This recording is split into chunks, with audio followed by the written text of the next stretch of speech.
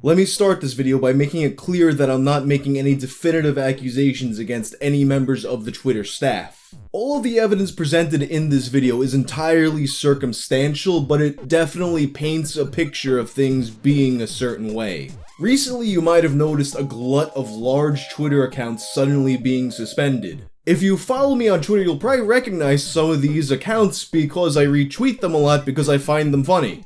There's been a lot of them, but off the top of my head, Grandpa got deleted. Cordell, although he did recently get his reinstated.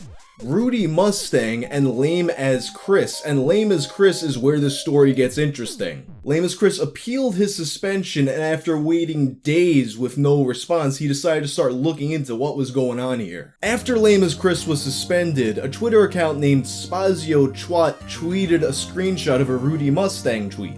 In the tweet, Rudy's lamenting the deletion of Lame as Chris and Cordell, and in Spazio's tweet he refers to them as being known cheaters who are manipulating the system to fake their popularity. Spazio thinks that these accounts are faking their engagement to appear more popular than they really are, and he goes further to insinuate that because Rudy Mustang is tweeting about this, and once again, Rudy has been suspended since this interaction, it puts suspicion on him being a cheater as well. And as Lame as Chris goes through Spazio's post history, he sees a litany of tweets about how viral tweets are fake, there's no such thing as them, if you have a viral tweet you paid for it or manipulated the system in some way. He talks about how if only he had the money to pay for engagement, he too would have viral tweets.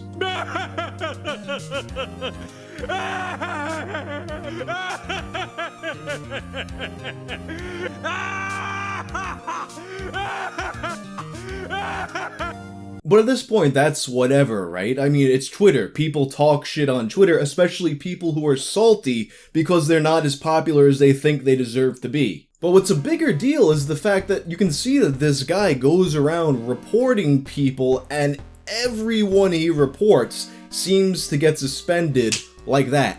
He literally never misses. What's up with that? So Chris keeps digging through Spazio's post history and he finds a tweet from a year ago. This tweet is asking Twitter to reinstate an account, Corey Richardson. And similarly, this tweet too is being antagonized by Spazio, who is accusing Corey Richardson of course, being a cheater. What was interesting about the original tweet though, it not only tags Twitter and Jack, as one usually does when there's a problem on Twitter, they also tag an account at Delbius. Everyone knows who Jack is, but who's Delbius? So Chris clicks on it and it's Del Harvey, the Vice President of Twitter Trust and Safety, who just so happens to follow and like tweets made by none other than Spazio. And at this point, people are pointing fingers at Spazio, being like, yo, this guy is getting all of these big shitposting accounts deleted.